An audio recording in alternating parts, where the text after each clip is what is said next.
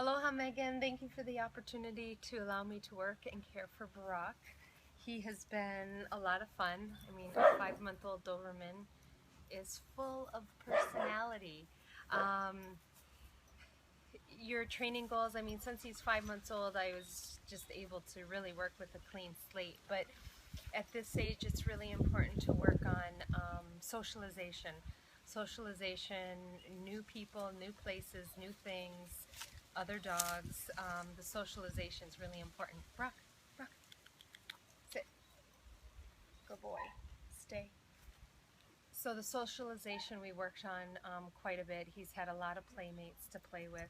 Good stay. Working on impulse control, so not jumping, not bolting outdoors.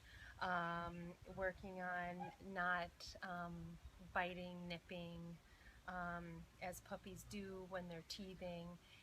And working on loose leash walking and coming when called, and also leaving undesired objects alone. So we worked on a lot of different things in these last 2 weeks that I think you're going to be really, really excited to continue working on with him.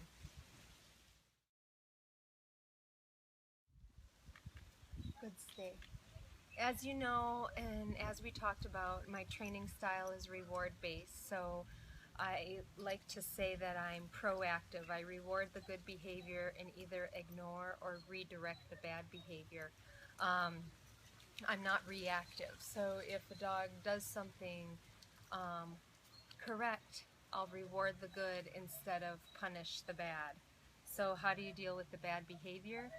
We redirect or ignore it. It depends upon what the behavior was. For example, jumping.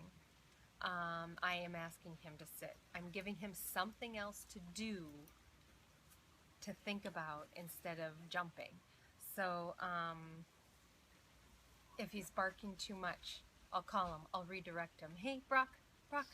And I'll redirect him from barking, and then I'll reward him when he's quiet. So I'm proactive. I reward the good. I'm not reactive. I don't punish the bad. Yes, bad behavior has to be dealt with, but it's by teaching them the correct behavior that you want. For example, sitting instead of jumping. Pulling on the leash is just redirecting them and rewarding them for good behavior. So there'll be different things that you don't want them to do, and we'll definitely review what you should do in those situations. But remember, be a proactive trainer instead of a reactive trainer. I give him lots of food to reward him, and I've been giving him his kibble for his treats. He eats a lot of food, so I've been giving him his kibble for his treats.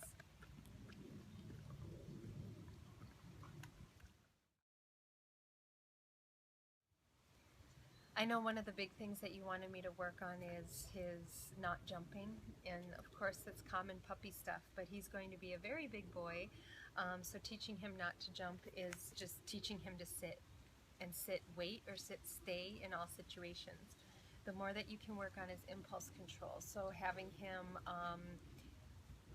stay before coming out of his crate, having him sit when he gets his leash put on, having him sit, stay before walking out of any door, your house or anything, having him sit to get the attention he's seeking. Brock, sit.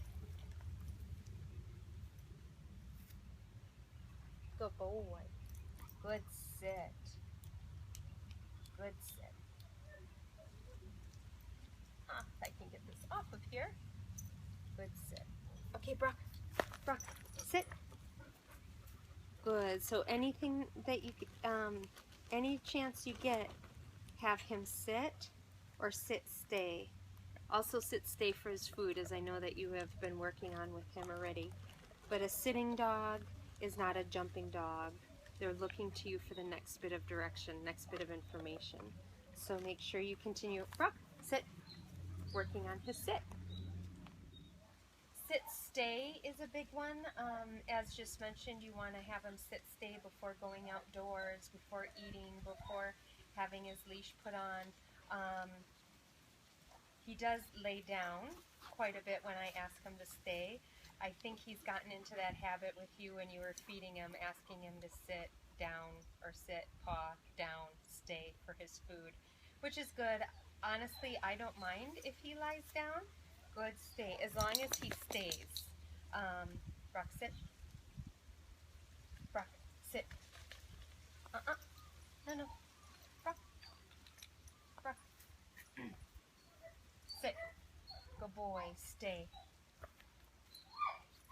And I can't stress enough, be consistent and follow through with your training. If you ask for a sit, make sure he sits. If you ask for a stay, make sure he stays. Brock, come. Come. Good boy, sit. Good boy. Good boy. Good boy. Teaching coming when called is always a really big one. Sit. Good boy. Of course, you want your dog to come to you when called. So I work on coming when called in 3 phases. One, it's the recall game. Brock is anywhere in the house or the yard. You call him, but you do not say the word come until he actually comes to you. The reason being is we want to associate the word come with the action of coming to you. The second stage is he'll be on a stay, and I'll ask him to come.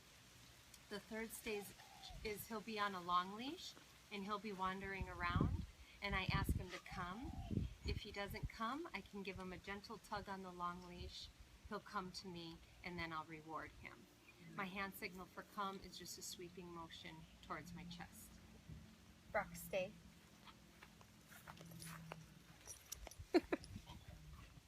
No. Come here. Good boy. Sit. Stay. His expressions are so funny and he's so goofy because he's not all full grown. He just cracks me up. Anyway, Brock, come. Good boy. Sit. Good boy. And I always reward the dogs for coming to me so that I make it worth their while. Good boy. So once again, the hand signal for come is just a sweeping motion towards me. Good boy. Good boy, Brock.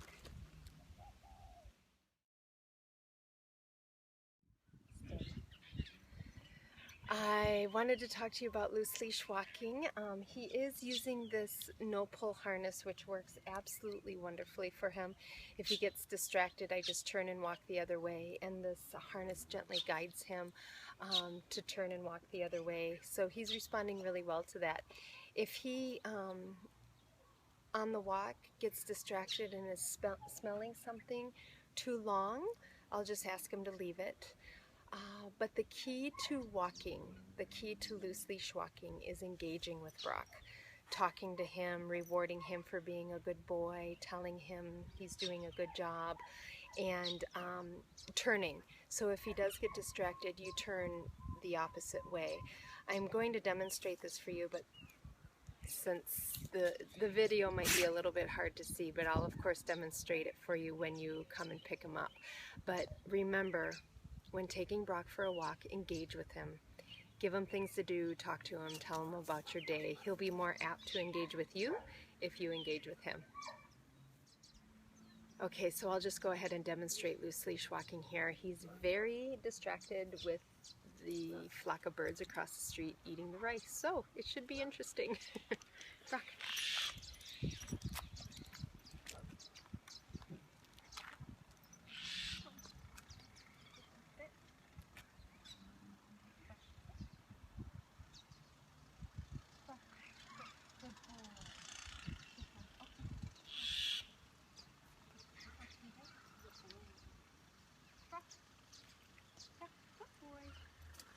Good boy, that's a good boy.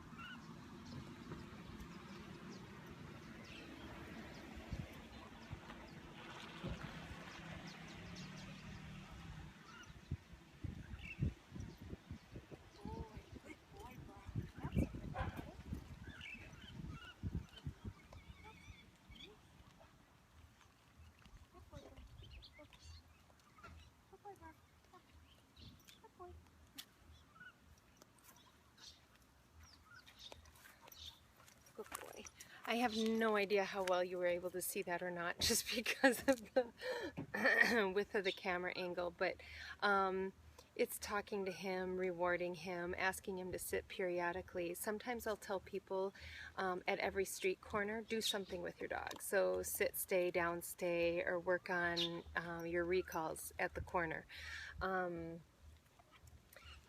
Turn with your dog, so if they're getting distracted, just turn and walk the other direction and then turn back around. But if you're not engaging with Brock, why would he want to engage with you? So make sure you just keep on talking to him and engaging with him, and he's doing really, really well on his walks. Yes, he does get distracted, but he's a 5-month-old puppy, and for where he is for 5 months old, absolutely incredible.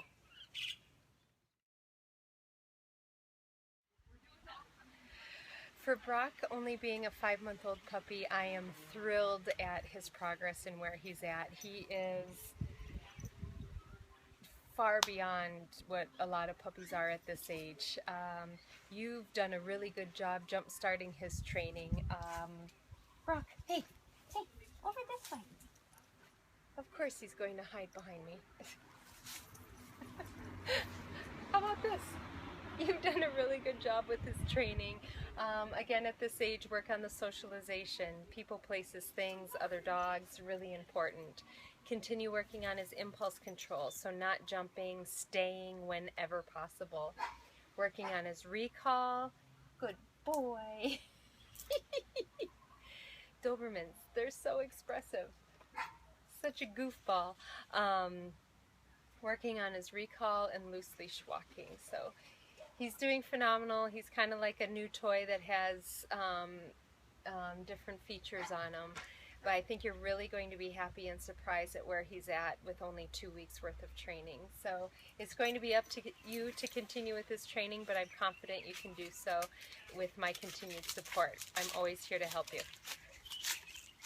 Okay, he's going to chew on a leaf. All right, thank you, Megan.